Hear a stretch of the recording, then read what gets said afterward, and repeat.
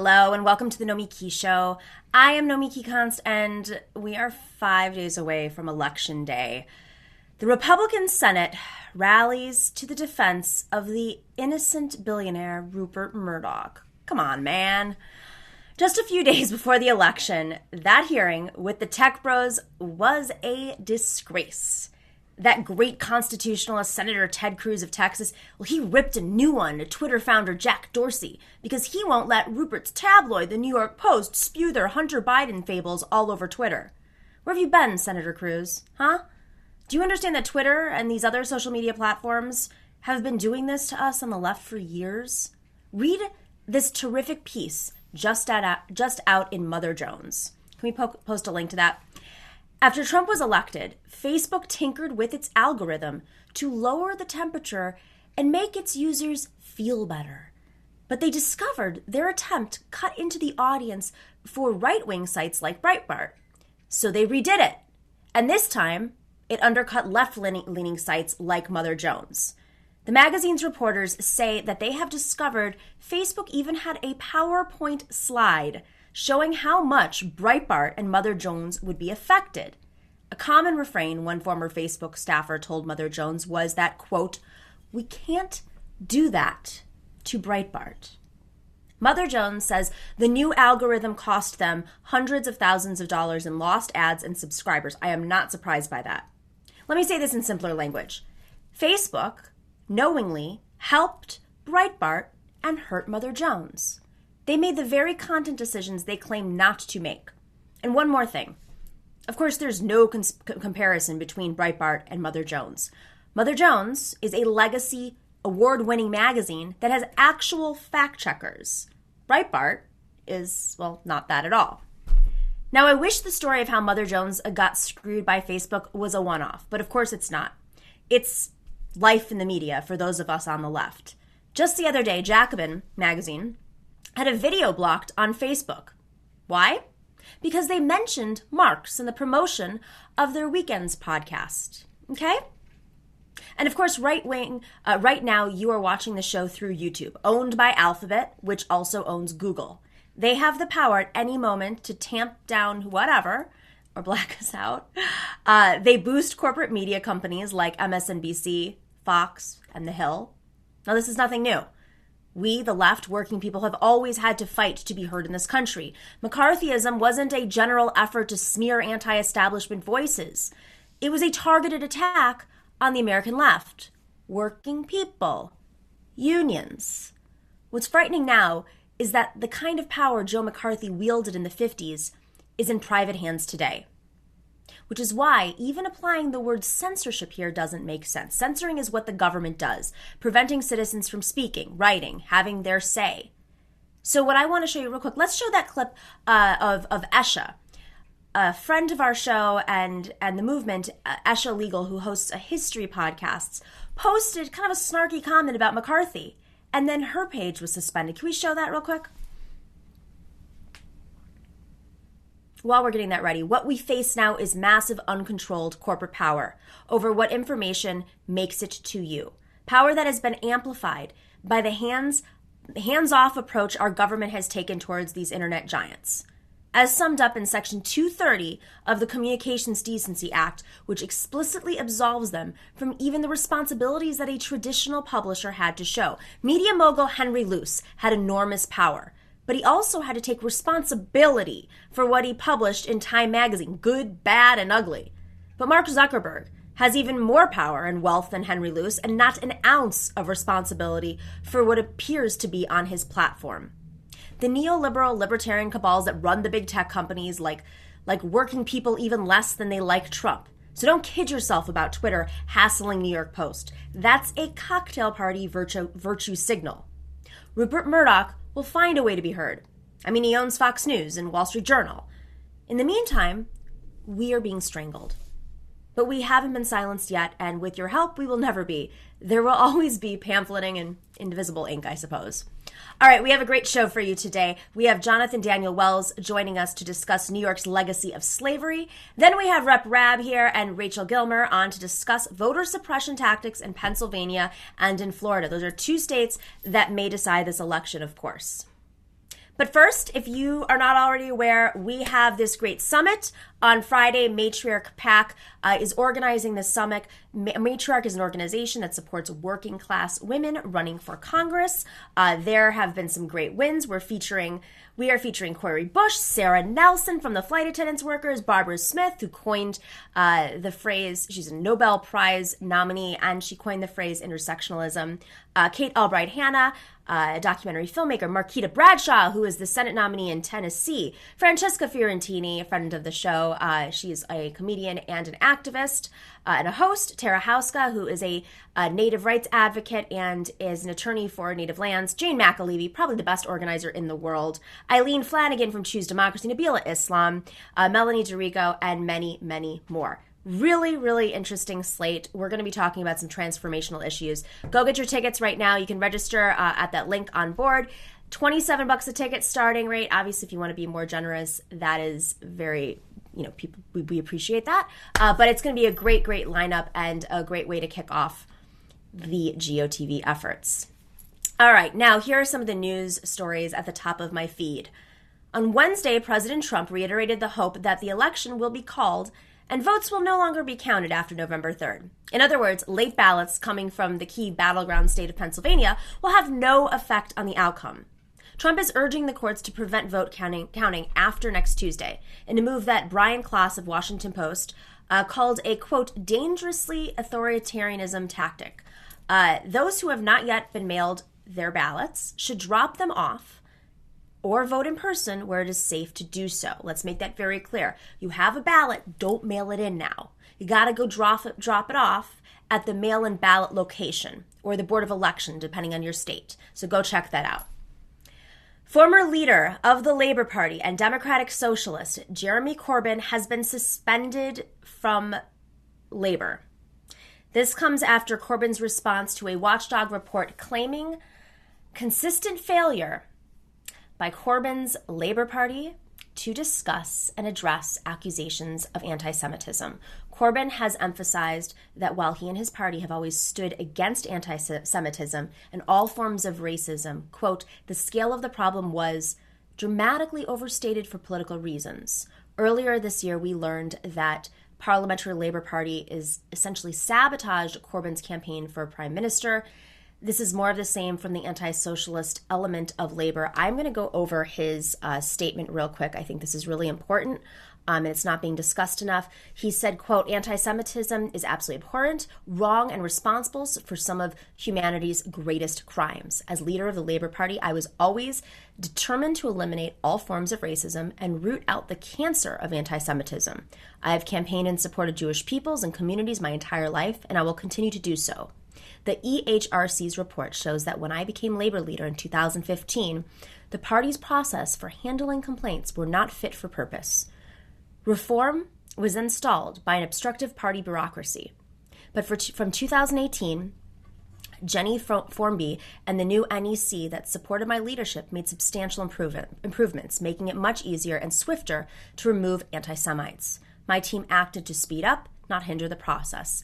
Anyone claiming there is no anti-Semitism in the Labor Party is wrong. Of course there is, as there is throughout society, and sometimes it is voiced by people who think of themselves as on the left. Now this is really important because, I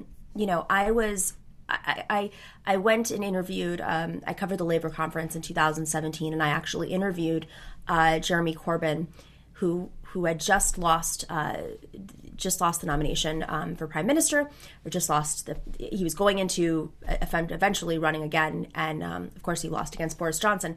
But I talked to him about reform in the Labor Party because I had just been going through the process of the reform committee at the DNC, and I knew that they had a similar a commission established to reform the Labor Party to address these issues. And it's very interesting to see the similarities between the neoliberal elements, the Clintonian part of the party in the DNC, and of course the Tony Blairites in the Labor Party, who really stalled out any reforms, delayed processes, put their thumb on the scale wherever they could if they were controlling committees. I think this is a really important conversation to have in the movement and in reforming parties, because of course the parties do decide who becomes a nominee and what the process is, and we have to be a little bit more alert on what their tactics are. So I'm really happy he's bringing that up. All right, guys, before you brunch, this is a new segment that we are starting because, the movement is moving along and we could get some wins, but we don't we don't want to go out and brunch. So before you brunch, progressive groups are winning for Biden in Michigan. Biden has no ground game in Michigan, sources have reported.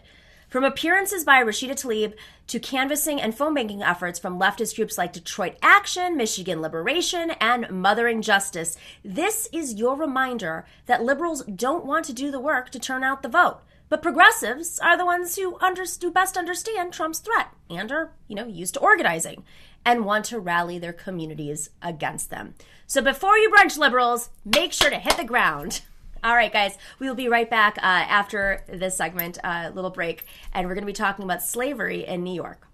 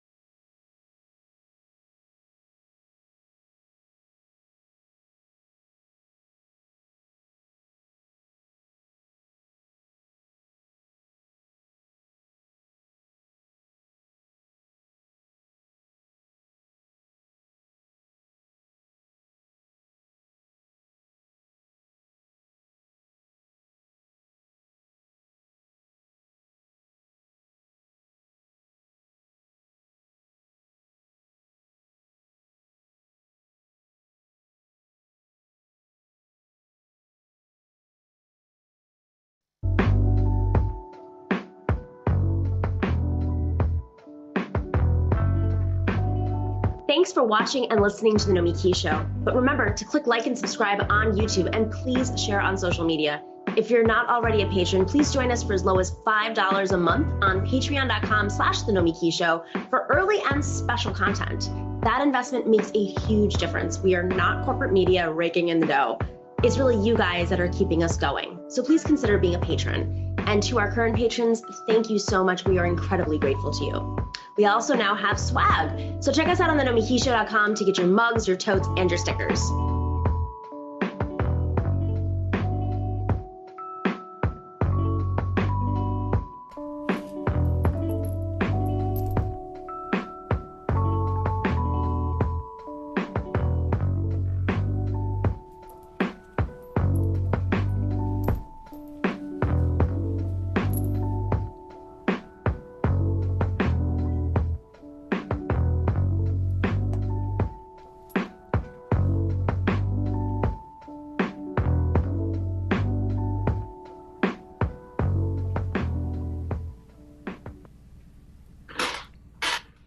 Welcome back to the Nomiki Show. So I'm really interested in this topic because, first off, as a New Yorker, I'm really interested. I think the history of New York is fascinating and jarring.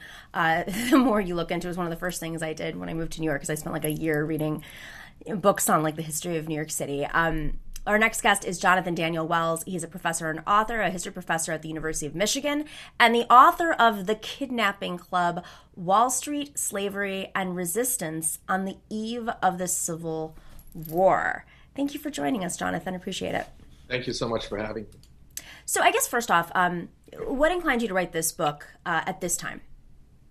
Well, I think we all know that New York City today is an amazing place, right? It has this pluralistic culture. It tends to be very progressive politically.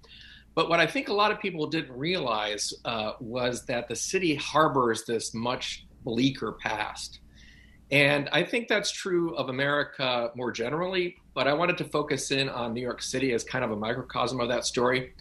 And to get people to realize that, yes, freedom and liberty are part of the American story, but so too is the denial of that liberty and how important that is to our founding as well.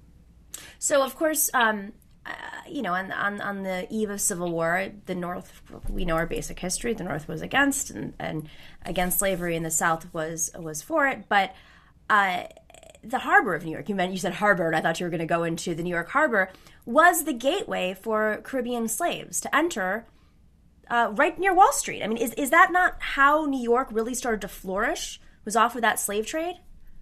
Absolutely. And that's one of the most important points, I think, of the book, which is that New York City, as I say in the book, is the most pro-slavery and pro-South city north of the Mason-Dixon line. And I don't say that lightly. And the reason is because both the harbor, as you just mentioned, as well as the city streets in and around Wall Street and Lower Manhattan, they were all subject to police violence against Black people. They were subject to this almost lawless expression of white dominance and white supremacy. And the reason why the police and judges and lawyers and slave catchers, who are quite rightly called the Kidnapping Club, are able to operate with impunity is because New York is just this very southern city in many ways. And it's really antithetical, I think, to the way we think about the city today. So you're absolutely right. I mean, the harbor was used in the transatlantic slave trade, which was supposed to have been ended long before in the early 1800s, and nonetheless really continued all the way to the Civil War. And it was particularly bad in the 1850s, just before the Civil War, when New York's complicated and busy, chaotic harbor, where hundreds of ships would come in and out every day, was a place where it was kind of easy to engage in the slave trade because, pretty much the city wharves were too busy to notice. Really? So that's fascinating. So you had police and these kidnapping, these folks kidnapping Black people. Why New York? Like, I understand that the slave trade continued, but why? What was so special about New York? Why was New York able to get away with it and not other parts of the Northeast? Yeah, that's a great question. And there were incidences of kidnapping in places like Philadelphia, but not to the extent that we see in New York in the early 1800s. And really the reason is because much of Wall Street's wealth, the banking industry, the financiers, the credit lending agencies, the merchants, and life insurance companies and insurance companies make a tremendous amount of money off of the cotton trade with the South. So all those hundreds of thousands of bales that are being grown by African Americans under enslavement is being baled up, and ultimately it's going to head to places like the UK, to textile mills in Liverpool and Manchester, or to New England. But before they get there, all of this has to be negotiated and facilitated by rich New Yorkers. And so they know exactly where their wealth comes from in large part, and it's based upon, in no small part, the cotton trade with the slave South. And so that makes New Yorkers very sympathetic to the South. It makes them very sympathetic to slavery. And by the way, I think it's worth mentioning, this is not an intention to diminish the horrors of Southern slavery by saying, oh, look at New York, right? It's almost as bad. Nothing a historian could do would take away from the horrendous nature of slavery as it existed in the American South for 2.5 centuries. But it is to say that, in places where we kind of least expect it, America's evolving, its emergence as a world power, both financial and political, is tied in complicated ways that we're really only beginning to understand to this system of Southern slavery, even if you weren't in South Carolina or Texas. So why did they end up coming out against slavery in the end, if so much of their financial interests were tied to the South and New York? Well, they didn't in New York City. New York City, interestingly enough, remains a pro-South city all the way through the Civil War. New York City votes against Lincoln. It votes against the suffrage of Black people in 1860 at the same time that they vote against Lincoln. And all throughout the war, I mean, you're right, there is some truth to the fact that New Yorkers do come around to supporting the war much more so than they would have before. But New York City remains all throughout the Civil War and afterwards a complicated place where, yes, you're absolutely right, there were people who had come to believe in the Union cause, including the Emancipation Proclamation. But there were a lot of other New Yorkers who resisted that tooth and nail.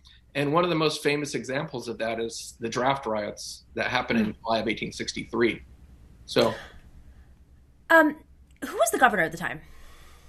A man named Horatio Seymour is the governor of New York in 1860 and through most of the Civil War era. And so at the same time, you have upstate New York, where there's just tremendous organizing happening. The Underground Railroad, of course, moved through upstate New York. How did he balance this complicated state, which, I think today you'd think of it in reverse, but maybe not. Who knows? Meaning upstate having a very different culture than the city. But I mean, how did he manage this dichotomy, this complicated scenario of his state? He was a pretty conservative Democrat, but he was able to keep hold of the city while also getting a sufficient number of people in the rural upstate areas to support him. And actually, the city and the state really toggle back and forth between the two parties at the time in the 1850s, the Whigs and the Democrats, and then the Republicans and the Democrats. And it's interesting you mentioned the difference potentially between the city and upstate New York, because today, of course, we all know that the real divisions in American politics is between rural and urban, right? So if you have an urban area of the South or the North or the West, they tend to vote for Democrats. But rural Michiganders, I live in Detroit, so rural Michiganders are as likely to wield Confederate flags as rural Alabamians. So that division that we kind of have ingrained in our own politics today was strangely reversed in the years before the Civil War, because a lot of upstate New Yorkers, as you mentioned, they were anti-slavery. They avidly pursued the Underground Railroad and proclaimed their belief in Black freedom, if not Black equality. Whereas New York City was the one that was the conservative, reactionary city politically in comparison to the rest of the state. So it really is different from the way we think about politics today. So let's talk a little bit about Tammany Hall, because you do touch on Tammany Hall. And I mean, from what I understand about Tammany Hall, it was as complicated. And, of course, there's corruption involving Tammany Hall. But there was this other side of it, which was folks needed jobs, and immigrants, whether Jewish immigrants, Italian immigrants, Irish immigrants, Greek immigrants, they needed jobs too. And Tammany Hall represented that part of the party. Politicking in New York, especially downtown, in sort of fighting back against like the oligarch types in New York. So what was their role in all this? That's a really important question, because Tammany Hall was really closely associated with the Democratic Party. And, again, different from the way we think about politics, and particularly partisan politics today, the Democrats in this period of American history, throughout most of the 19th century, they're the conservative party, meaning that the Democrats are opposed to racial progress, racial equality, generally opposed to Black civil rights. Now, of course, that's going to change in the 20th century, but that's the way it is in the 19th century. And the Republicans are the ones who are, to some extent at least, pushing for Black civil rights. And Tammany Hall is the powerhouse of the Democratic Party in New York City. And it's important to realize that you're absolutely right that, sort of later in the 19th century, you're going to get Greeks and Polish people, Italians. But mostly Tammany Hall represents what they consider white New Yorkers, mostly working class Irish, but also, they're open to German Americans becoming a part of their political entity. But they don't see Italians or Greeks or Southeastern or Eastern Europeans as part of that process. So yeah, you're right. It's a complicated story, but Tammany Hall is absolutely at the center of New York City power.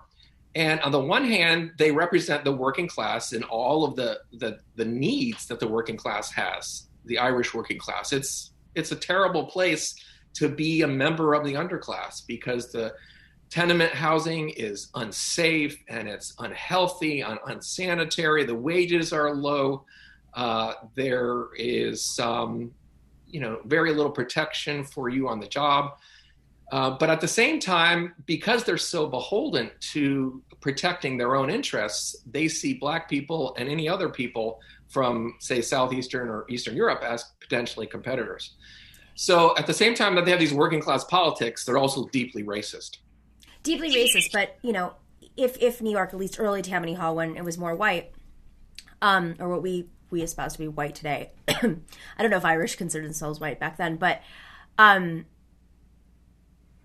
if how would they tie into slavery, though? I mean, it's not like they could organize slaves. It's so, were they automatically out of that process? I'm just very curious how, like, the working class politics rubbed up against this very Wall Street driven politics that was exploiting slaves. Well, it's no different today when many of the white working class around the country are seeing in Trump, who's supposedly at least a multi-billionaire, as someone who represents their interests. I mean, it's been part of this working class dilemma in American history for a long time. And that's why, another reason why I wanted to write this book. I think you had asked me that at the beginning of our conversation. And trying to understand the motivations of the white working class was a key part of why I wanted to delve into this. And it really comes down to fear of economic competition, fear of competition for jobs, and the notion that if you're going to elevate Black people to citizenship, to equality, political equality, social equality, that somehow has to take away from them. Like the pie is so, well defined that one piece out means that they will lose what little protection they have for their jobs, what little protection they have for their housing. So it's an interesting comparison to sort of white working class politics today. But I also, if you don't mind, I just want to add, it's just a story also about Black resistance, right? So, again, comparisons to today, but there's some really interesting people, including David Ruggles, who, for lack of a better word, is kind of the hero of this story, who really fight against racial injustice, against the kidnapping club, against the political and city authority machinations to try to take away their civil rights. So as bleak and demoralizing as the story can be as we, approach the election, we also can take heart in that there are people who fight back, and they matter too. Today, there's this. The reason I ask about the politics is just there's this this resistance of city leaders across the country. But Mayor De Blasio ran as a progressive, tale of two cities, talked about his Black children, talked about the racial disparity in New York. This is what he ran on, and really what made him different from the other candidates in the race. And as a result, he's been able to mobilize the New York City Black vote, which, in New York, demographics really matter. Like there's still a lot of that kind of contained within New York City politics. And yet he has been absolutely beholden to the New York police unions, and to a point where many people even say, like, what do they have on him? Because it's such an embarrassment to him. His approval ratings have gone down. This is, as you said, a pretty much progressive city, more or less, with exception to maybe Wall Street. But there's a legacy here with the police unions, and there's a legacy of the police department in New York. And of course, the makeup is probably very different today than it was back then. But can you kind of help us track the kidnapping club and how the police dealt with slaves in New York in the Civil War era to today? Sure, absolutely. I'll try to be brief because it's a long story, but in essence, there's this group of judges, as I said, and some lawyers and police officers. There's a couple of really nefarious ones named Tobias Boudinot and Daniel Nash. They're a couple of really real pieces of work, and they're arresting Black women, children, and men off the streets of New York. And the whole system, the political system and the legal system, is geared toward basically assuming that any black person who's arrested as a runaway is in fact a runaway, whether they're born free or not. And this is another part of this American history that I think sometimes we lose track of if we don't understand the denial of freedom and how central it is to our national story, because it's right there in the original Constitution. It's the Fugitive Slave Clause. And it says that if somebody makes their way to freedom in New York, Boston, Philadelphia, Cleveland, wherever, that doesn't mean they're free. Instead, what the Constitution says, our nation's founding document says, that those people have to be returned to their owner, essentially, the person from whom they escaped. But it's really hard to tell if somebody's a runaway or somebody's born free, and that doesn't make the fugitive slave renditions any more morally acceptable. But the point is that the Kidnapping Club. And this is, by the way, the term that David Ruggles, the famous black activist, kind of like the Frederick Douglass of New York City, calls them. He's the one who calls them the New York Kidnapping Club because he wants to make public all their horrific machinations. So the Kidnapping Club doesn't care if you're born free. They don't care if you're, in fact, a runaway slave. They use the Constitution and then subsequent laws to arrest anybody that they feel like, really. And that means that black freedom for everyone in New York is extremely precarious. And it's one of those things where if you're a black family living, say, in Seneca Village, which was the great black neighborhood that was decimated and cleared away to make Central Park, and you got this knock on your door in the middle of the night, you knew that there was danger behind that door. And for decades, it really made the experience of freedom for black people in New York extremely fragile. Did this all change after they were granted their universal freedom? To some extent, it changes even before that. Okay. So one of the things that happens sort of in the middle to the end of my book is that New York State, which is now in control of sort of people sympathetic to black civil rights, guys like William Henry Seward, for example, who was a politician. And they pass a law that says you have to have a jury trial if you're going to accuse somebody of being a runaway slave. So before that, there were a number of instances in which this police officer, Tobias Boudinot, along with his buddy, Daniel Nash, they arrest somebody for being a runaway. They take him before the city recorder, Richard Riker, who is it's kind of like Justice of the Peace, kind of. And they... Rikers Island. Yeah.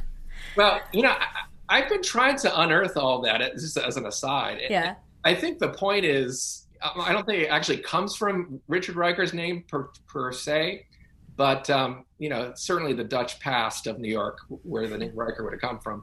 The point is that they're all complicit anyway. So whether or not it's actually his name on Rikers Island doesn't take away the fact that he participated in the cheapening of black freedom in New York before the Civil War. And they could do that in a couple of hours.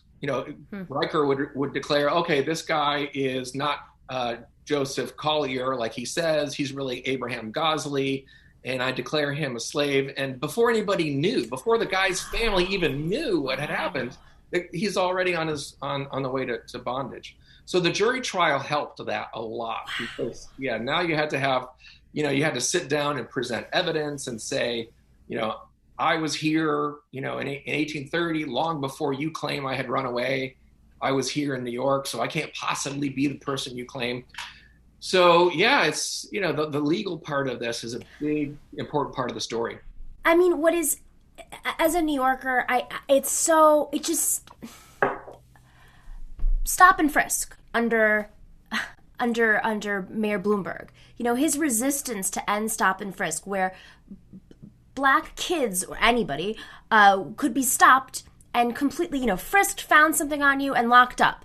Ending cash bail. I mean, there's so many systemic issues in New York City, and obviously across the country, but in New York City where, full disclosure, I ran for office in New York, the city council is supposedly progressive. The mayor is supposedly progressive. The state senators are supposedly progressive. Yet we deal with these issues in such a Band-Aid sort of way past public opinion. Like, public opinion is against all of these tactics. And yet we still find ourselves facing the police unions and special interests that are resistant to any sort of, reform or shutting down of jails. It's really concerning hearing the similarities and just how similar these tactics are to today. Yeah, you can get pretty demoralized, particularly when you realize that, children were the victims of this kidnapping. There's one story in the book about Henry Scott, who was 7 years old, sitting at his school desk, practicing his letters in the African Free School. And, in walks a police officer and a white man claiming to be his master. And you can imagine, that upsets the whole classroom. And children are running in every direction. And, the stories of children are especially troubling, but you're absolutely right. The whole story of history not really repeating itself, but not necessarily changing as much as we would like either, is pretty painful. But again, I think that's why it's necessary to resist, right? It's necessary to fight back. And that's why I found David Ruggles so interesting, is because he's kind of this imperfect hero. He's a guy who rubs people the wrong way, right? He's a radical agitator. So he's kind of a pain in the neck. And that's not just to, people in the police force or in city politics or city recorder Richard Riker, but he actually, ends up angering his own fellow Black civil rights activists.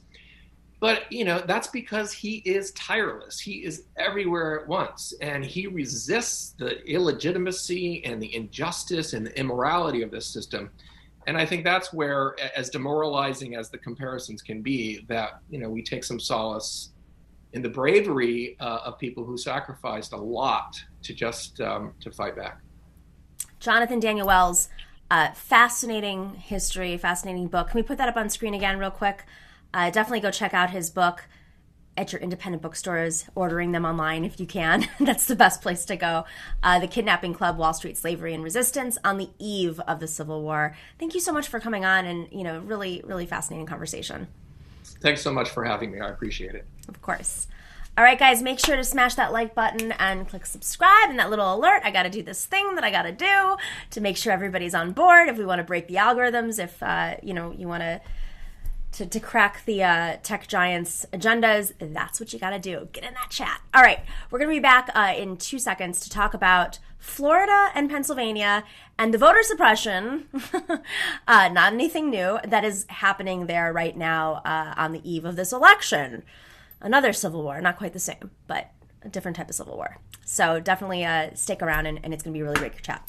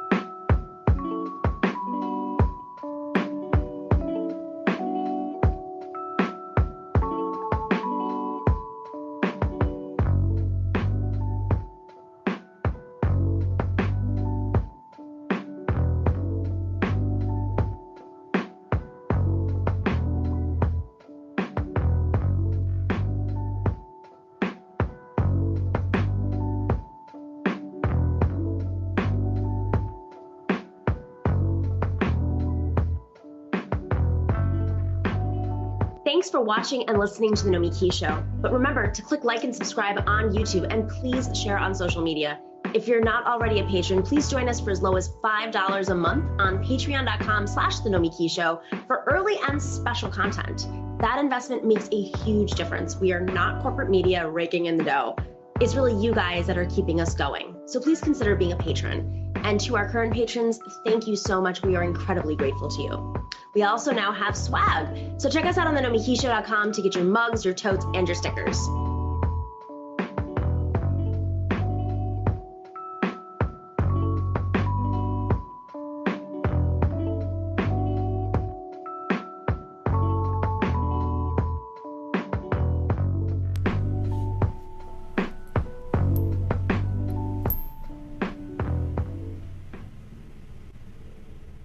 Welcome back to the Nomiki Show. Guys, we are 5 days away from the election. Just the energy. I just want to do some jumping jacks. That's how I feel right now. I'm very excited about our panel because we're going to talk a little bit about what is happening right now in two swing states that are very likely to determine this election if all goes the way it looks on a map right now. We don't know what's going to happen. But I definitely want to talk about voter suppression. Representative Chris Rabb, is back. He is repping the 200th district in Philadelphia, in Pennsylvania. And we have Rachel Gilmer, who is the co-director of Dream Defenders, to tell us a little bit about what's going on in Florida. Thanks for joining us, guys. Thanks for having us. So I want to start with just Rep. Rabb real quick, because Philadelphia is on fire again. Let's just start off with that and this latest shooting. Walter Wallace was shot 3 days ago now, I believe. He, instead of having somebody who could deal with a mental illness situation, which happens a lot, right? Officers shot him and repeatedly. And of course, people are out on the streets again. They're out on the streets in New York as well. How's everything looking in Philadelphia? Bad. It doesn't stop with Walter Wallace Jr. In fact, there's video that shows that police broke all the windows of an SUV that was just leaving, just trying to get out of there, not driving quickly, pulled the woman out of her car and took her baby. Where's the baby now? Do we know? When asked, the police commissioner said she was not aware of the incident. It was captured on video. I don't know. But the fact of the matter is, you have someone who's just trying to leave the scene, not driving quickly or anything, just trying to get out and protect their family. The car was stopped, all the windows smashed, forcibly pulling out the driver and her child. We're not talking about a teenager, we're talking about a small child. The video was shocking, and protests have erupted naturally. And much of the corporate media is focusing on looting and not talking about police violence that begets more police violence. The response to peaceful protest is more police violence. And that is the issue that's not being addressed. And actually, as a result of that, I've expedited introduction of legislation to address this issue by a bill I've been working on off and on for 3 years. And I said, I got to move on it. So I'm introducing HB 2957 Penn Corps, which creates an independent intrastate body that is accountable to community stakeholders to provide all the services that police simply cannot and have not.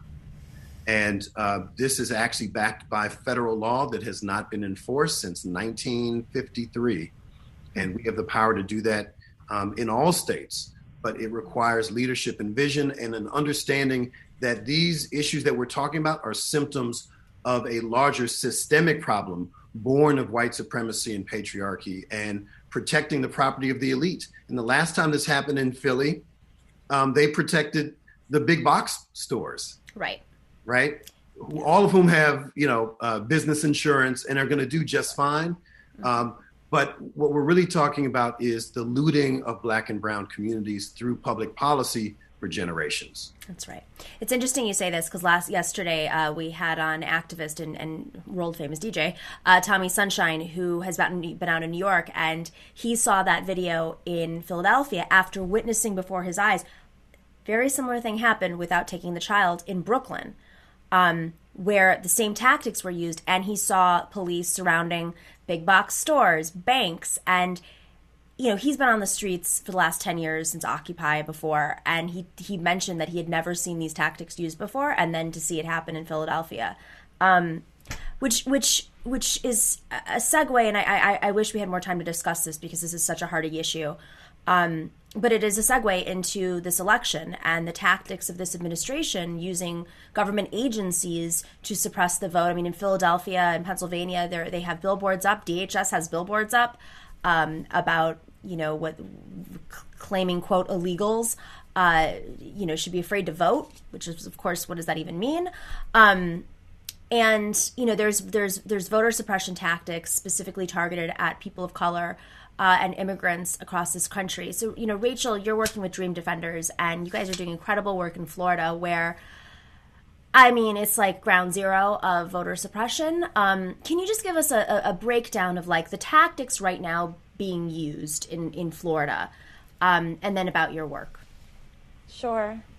Florida, we've been under far-right Republican trifecta control for the past 20 years. And in that time, we've seen a rise in mass incarceration. We are number 50th in terms of access to health insurance and unemployment.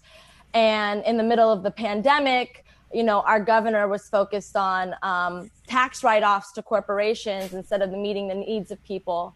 And actually, our governor his popularity rate, he only won by 20,000 votes in the last election, has gone down dramatically.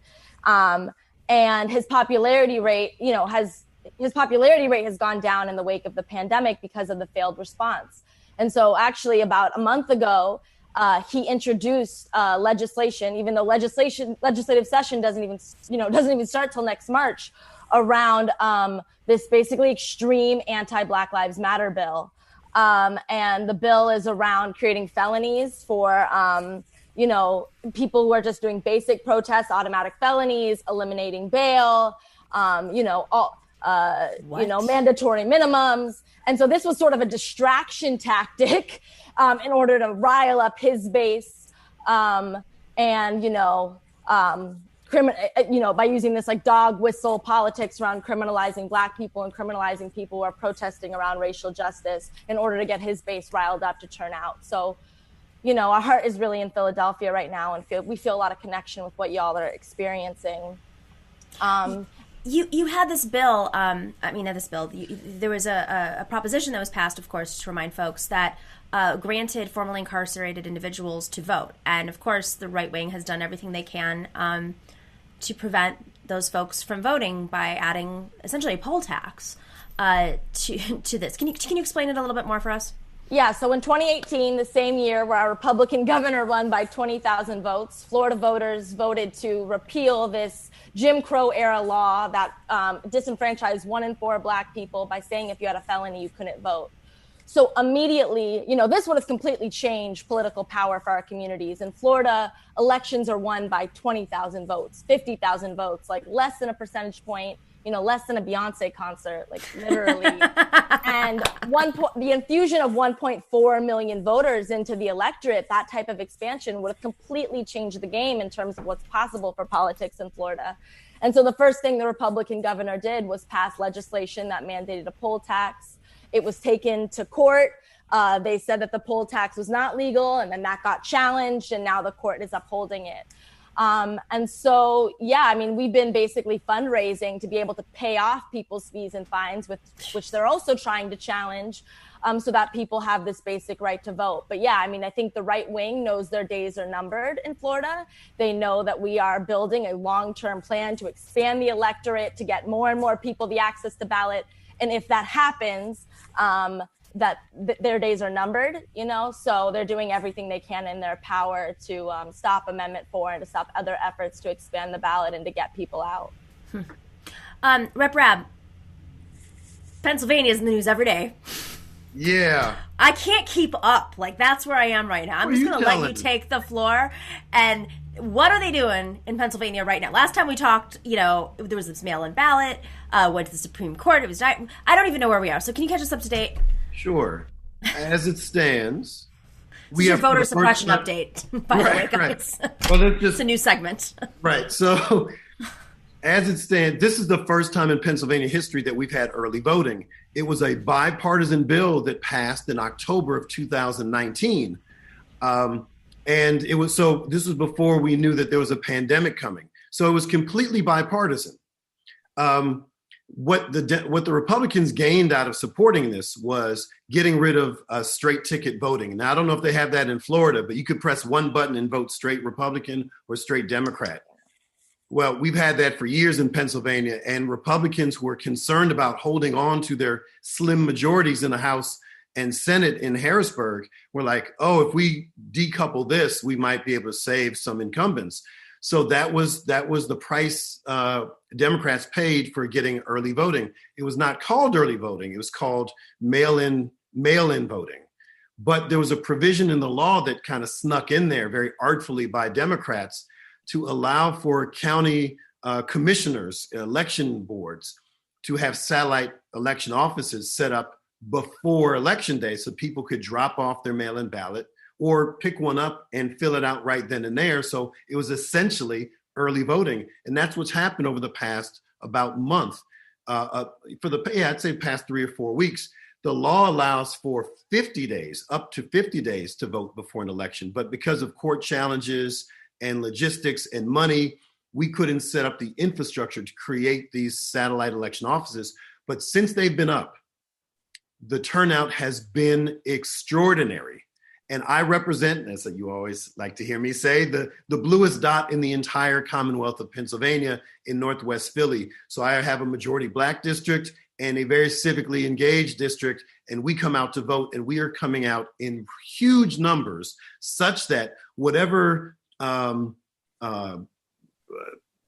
chicanery and troublemaking that's happening by Republicans in other places, I think our turnout will far surpass whatever they're able to do in rural counties. But to your point, the latest with regard to the court rulings is that the state Supreme Court allowed for ballots to be sent in and received up until the Friday after Election Day, as long as there's no postmark or it's postmarked by November 3rd.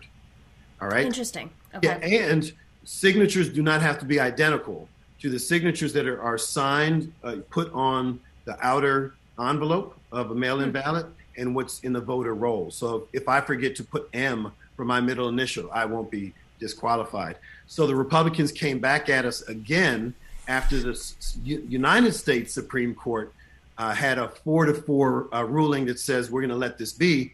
They came back again and said, get rid of all the ballots after November 3rd. Okay. And they did not allow that to happen, but they have another bite at the apple. So basically, we are now segregating ballots that come in after November 3rd.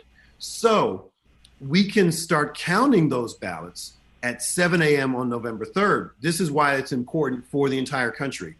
If we get the first 100,000 mail-in ballots counted in Philly alone, and it says 90% went to Biden, we know that the remaining 400,000 in Philly, it's 90% Biden, which means that we will know that 360,000 votes we will have vote banked 360,000 votes or thereabouts, which means that on election night, when we've counted all the votes at the machines and Trump is up by 200,000, we know that we're going to blow him out of the water.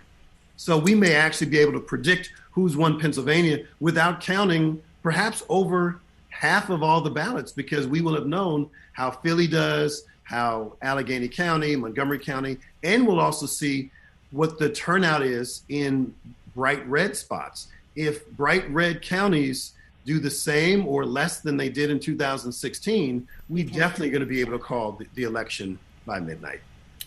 Rachel, I know you got to go in a couple of seconds, but can you just tell us about some of the work that you're doing right now in fighting off the suppression at Dream Defenders and how people can help? Yeah, so we're a part of a coalition called Florida for All, 7 organizations that have come together and really figured out what is a long-term plan for building independent political power for our communities and actually building a long-term plan to transform the state. And so we have talked to 15 million voters so far this cycle. We have an voter protection program, getting out polls. Uh-oh. Oh, no. Oh, there she is. Okay. There she is. Sorry. We know that Trump today actually held a rally at a polling site. The law says you can't campaign. Are you kidding? 150 feet. So he's like on the other side of the parking lot. So these are the type of tactics that are meant to make people scared to go out to the polls. There's also been Trump supporters that have showed up, just to intimidate folks. And so we have a robust poll protection program. We have so many poll defenders that we actually barely know what to do with people.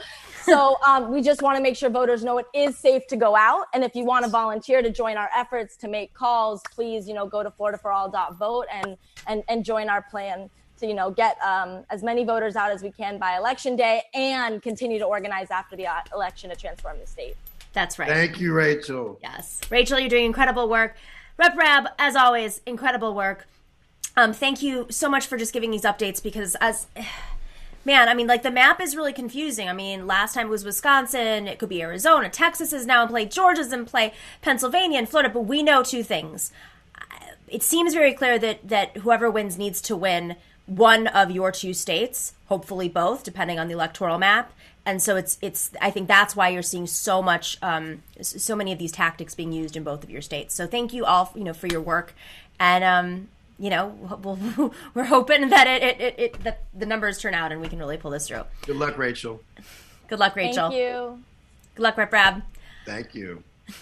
All right, guys, we got to wrap up today. Tomorrow we're going to go through some of our super chats. I promise you we will do so. Make sure to get those Matriarch tickets if you haven't already. Starting at $27, an amazing lineup. Barbara Smith, who coined the term intersectional feminism. She was nominated for a Nobel Peace Prize. We have Cori Bush, of course. There's Sarah Nelson, the president of the Flight Attendants Union. Jane McAlevey, in my opinion, probably the best organizer in the world and strategist in the world. Those are just a few of the names. You definitely want to check out that summit. We're going to talk about what it means for working women, and especially women of color, to be put forward in their policies first. And then also how organizing around working women, especially if this election is delayed out, in a potential rolling strike or general strike is important, why that factor matters. And here's just a teaser. Women on the front lines of COVID, teachers, nurses, flight attendants, all women-led union and majority women membership of unions. So you definitely want to check out that summit. There's going to be an action plan, must go to event. Of course, it's virtual. So make sure to check that out. That's tomorrow. Oh, wait, we do have the super chats up. Awesome. Thanks, guys, for being patient with me on that. Let's see. Who do we have here? Erythropathic, thank you. Send Trump back to the WWE. Let him fight Vinnie Mac. I love it. Thanks to Professor Harvey K and everyone mixing it up in the live chat. We've got a special interview with Harvey K at patreon.com/The Nomiki Show, where for as low as $5 a month, you can join us. It's an extended interview about why Bernie Sanders should not be the labor secretary. It's a fascinating conversation. We bring in history, different theories of change, etc. And thank you to MIDI doctors for working the algorithms. And of course, Bob and Chokin for keeping the chat room honest, for being our moderators. We will see you tomorrow. We have an amazing show. I'm going to give you a little plug. For Femme Friday, we have one of my favorite authors. I am kind of blown away that this is happening. Let's make sure I have the whole programming doc. We're going to have 2 people from Matriarch come on to talk about the summit. A little bit of a promo that is going to be in the panel. And then Tithi Bhattacharya, I can never say her name, who is the author of many books, including Feminism for the 99%. She is on. I am so excited and eager, so you definitely want to check that out tomorrow at 3 p.m. Eastern, right here, youtube.com/The Nomiki Show. Take care, everyone.